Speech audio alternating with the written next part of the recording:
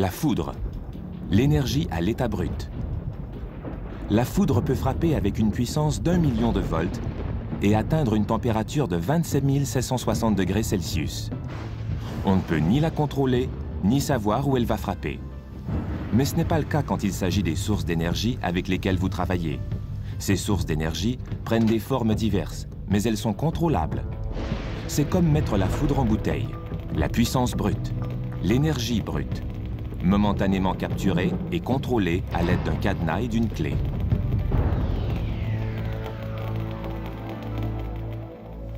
La norme relative au verrouillage et à l'étiquetage a été créée pour protéger les employés contre la mise en marche inattendue d'équipements ou la libération d'énergie accumulée qui peuvent blesser des travailleurs effectuant des travaux d'entretien ou de réparation. Les employeurs doivent avoir une procédure écrite de contrôle des sources d'énergie étape par étape. Les employés doivent connaître et comprendre la procédure de verrouillage et d'étiquetage.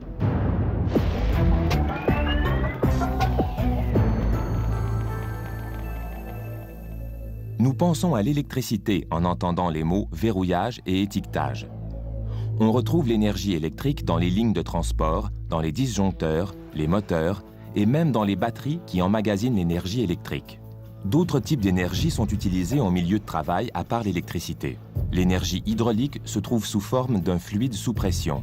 Les chariots élévateurs fonctionnent souvent au moyen d'énergie hydraulique. L'énergie pneumatique se trouve sous forme d'air sous pression. Les cloueuses utilisent ce type d'énergie. Les liquides et gaz pressurisés, notamment à vapeur ou chimiques, sont des sources d'énergie présentes dans les tuyaux, les conduites d'alimentation et les réservoirs de stockage. Plusieurs machines utilisent des énergies combinées. Certains systèmes hydrauliques, par exemple, se servent de moteurs électriques pour actionner les pompes produisant l'énergie hydraulique. La norme relative au verrouillage et à l'étiquetage s'applique à tous ces types d'énergie et à toute autre source d'énergie dangereuse capable de causer des dommages corporels.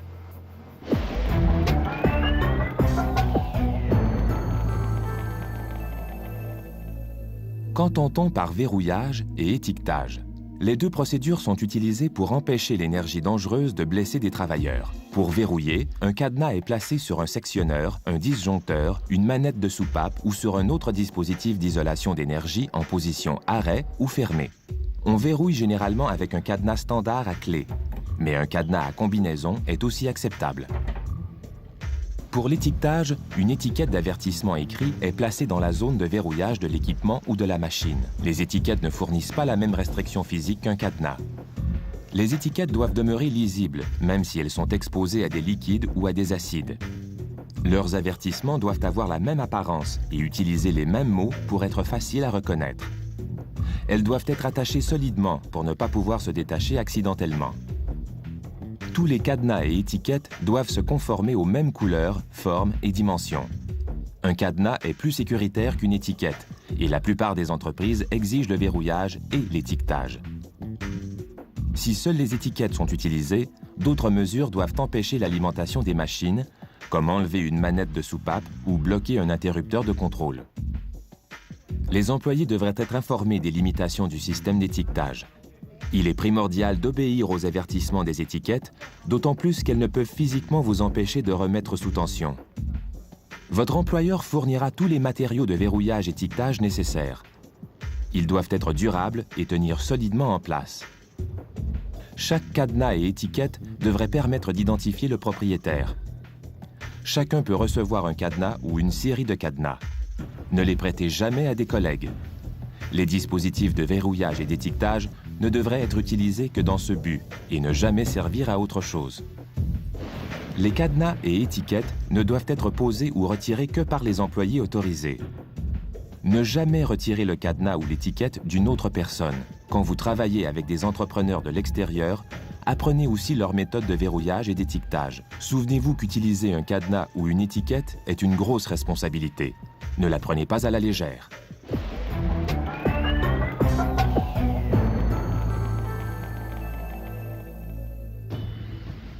Chaque fois que les travaux d'entretien ou de réparation d'une machine impliquent un risque de démarrage inattendu ou de libération d'énergie pouvant causer des blessures, les procédures de verrouillage et d'étiquetage doivent être suivies.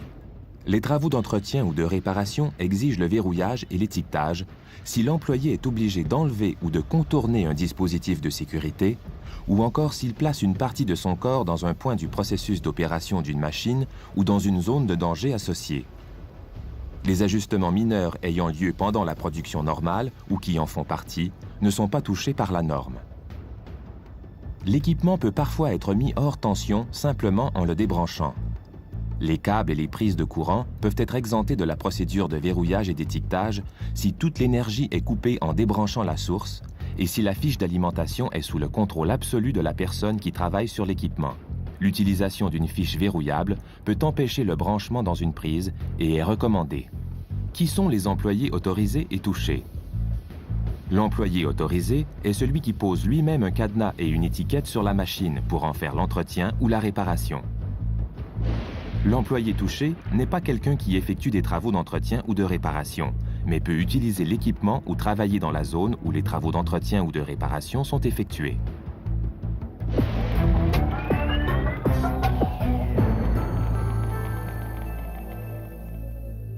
La procédure de verrouillage et d'étiquetage comporte 6 étapes. Préparation à l'arrêt, arrêt, isolation des sources d'énergie, application des dispositifs de verrouillage et d'étiquetage, libération de l'énergie emmagasinée et vérification. Quand vous vous préparez à arrêter l'équipement, répondez à ces questions. Combien de sources d'énergie la machine utilise-t-elle? Et comment puis-je contrôler ces sources d'énergie pour complètement désactiver la machine? Avant de travailler sur tout équipement ou machine, apprenez son fonctionnement et comment il reçoit et libère l'énergie. Une procédure ou liste de contrôle écrite précisant l'arrêt de l'équipement devrait être disponible. Éteignez l'équipement selon la procédure. Ceci pourrait vouloir dire mettre un interrupteur en arrêt ou une méthode plus compliquée. Demandez à un superviseur si vous n'êtes pas certain d'une partie de la procédure d'arrêt. Isoler l'équipement veut dire trouver et isoler chaque source d'énergie qui l'alimente. Il faut fermer les disjoncteurs, contrôler les tuyaux et conduits, actionner les sectionneurs et recouvrir toute source d'énergie secondaire. Les cadenas et ou les étiquettes doivent être posés sur tous les équipements d'isolation d'énergie, soupapes et interrupteurs pour les maintenir en position fermée ou sécuritaire. Tout ce qui pourrait rétablir le flot d'énergie dans l'aire de travail doit être verrouillé. L'utilisation de cadenas et d'étiquettes est préférable. Les étiquettes fournissent de l'information que le cadenas seul ne peut pas fournir, comme le type de travail en cours, la durée estimée des travaux et le nom de la personne autorisée qui accomplit le travail. Une étiquette aide aussi à indiquer clairement que la machine est verrouillée. Si seule la procédure d'étiquetage est suivie, l'étiquette devrait être placée où le cadenas irait. Si vous travaillez sur une pièce d'équipement qui ne peut physiquement pas être verrouillée, placez une étiquette aussi près que possible du dispositif d'isolation d'énergie. Les nouvelles machines devraient être déjà munies d'un dispositif verrouillable d'isolation d'énergie. Les équipements plus vieux que l'on modifie ou rénove devraient être ajustés pour le verrouillage. Jusqu'ici, nous avons parlé d'une seule personne verrouillant l'équipement. Mais dans la réalité, il peut y avoir des moments où plusieurs personnes ont besoin de verrouiller une machine. Votre employeur a une procédure écrite expliquant comment procéder. Généralement, en verrouillage multiple, une personne autorisée place son dispositif de verrouillage sur chaque source d'énergie. La clé de chaque cadenas est placée dans un coffret garde-clés. Puis, toutes les autres personnes autorisées qui travailleront sur l'équipement placent leur cadenas personnel sur le coffret garde-clés. Personne ne peut avoir accès aux clés pour déverrouiller les sources d'énergie de l'équipement avant que tous les travailleurs aient enlevé leur cadenas du coffret. Cette méthode assure la protection de chacun. Vrai ou faux? Une fois que les cadenas et les étiquettes sont placés sur les sources d'énergie, les travailleurs sont en sécurité. C'est parfois vrai et parfois faux. Où est la différence? Certains équipements emmagasinent de l'énergie, ce qui présente un danger. Pour vous protéger, libérez, déconnectez ou contrôlez toute énergie dangereuse qui pourrait être présente. Vérifiez que toutes les pièces en mouvement sont immobilisées. Libérez la pression accumulée, obstruez les brides de tuyaux et bloquez ou soutenez l'équipement d'élévation. S'il est possible que l'énergie puisse encore s'accumuler, vérifiez-la continuellement jusqu'à ce que vous ayez terminé les travaux d'entretien ou de réparation ou jusqu'à ce qu'il n'y ait plus de danger. Vérifiez les étapes. Assurez-vous que toutes les sources d'énergie sont éteintes, bloquées, contrôlées, verrouillées et étiquetées. Avertissez tous ceux qui sont dans la zone de verrouillage que l'équipement va être testé pour vérifier que toutes les sources d'énergie sont contrôlées. Assurez-vous que tous sont éloignés de la zone. Pressez et tirez tous les boutons et leviers de démarrage et essayez tout autre dispositif de commande qui puisse remettre la machine sous tension. Ceci inclut la vérification des contrôles informatiques à distance. Après avoir vérifié toutes les sources d'alimentation, assurez-vous de les remettre en position arrêt. C'est très important, car cela empêchera l'équipement de démarrer tout seul quand l'énergie sera rétablie. Après avoir vérifié que toutes les sources d'énergie sont contrôlées, vous pouvez commencer à travailler sur l'équipement en toute sécurité. Passons maintenant rapidement en revue les 6 étapes pour éteindre et sécuriser les sources d'énergie. Étape 1, préparation à l'arrêt. Étape 2, arrêt. Étape 3, isolation des sources d'énergie. Étape 4, application des dispositifs de verrouillage et d'étiquetage.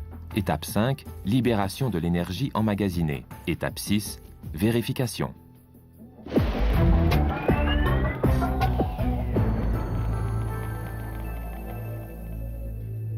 Une fois le travail terminé, il est temps d'enlever de façon sécuritaire les dispositifs de verrouillage et d'étiquetage et de remettre l'équipement sous tension. Cette procédure comporte 3 étapes.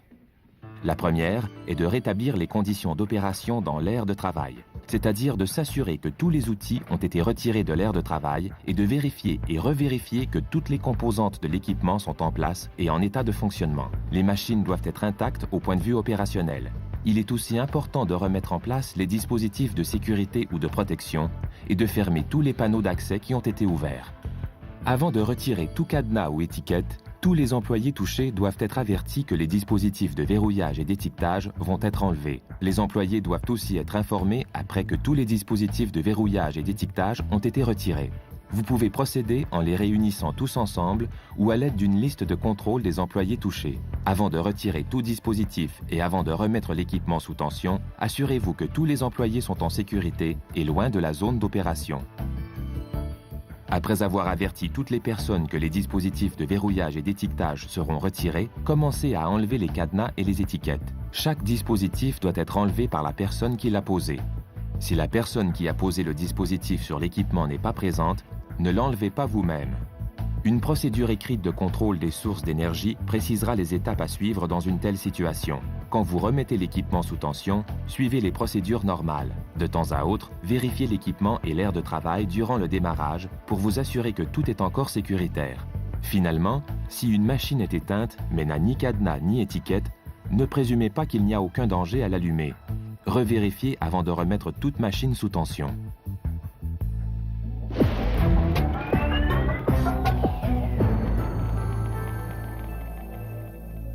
L'employeur devrait inspecter la procédure de contrôle des sources d'énergie chaque année. Cette procédure décrit la source d'énergie de chaque équipement et les procédures de l'entreprise quant à l'arrêt, le verrouillage et l'étiquetage et la remise sous tension de l'équipement. Pendant l'inspection, l'inspecteur interrogera chaque employé autorisé sur ses responsabilités à l'égard de cette procédure de contrôle des sources d'énergie. Si l'inspecteur a des raisons de croire qu'un employé ne connaît pas assez bien les procédures, cet employé devra suivre une formation de recyclage. Sinon, une formation de recyclage n'est exigée que quand il y a changement de tâche, changement de machine, d'équipement ou de processus impliquant de nouveaux dangers ou encore changement de procédure. La procédure de verrouillage et d'étiquetage est un outil de sécurité si important que bien des employeurs offrent une formation de recyclage chaque année. Assurez-vous de suivre les 6 étapes de verrouillage et d'étiquetage. Préparez-vous à l'arrêt, arrêtez, isolez les sources d'énergie, appliquez les dispositifs de verrouillage et d'étiquetage, libérez l'énergie emmagasinée et vérifiez. Quand vous remettez l'équipement sous tension, suivez les 3 étapes. Rétablissez, informez et retirez. Sauter n'importe laquelle de ces étapes vous ferait courir un risque inutile. Peut-on mettre la foudre en bouteille? Au travail, oui. Contrôler les sources d'énergie est crucial pour la sécurité de tous.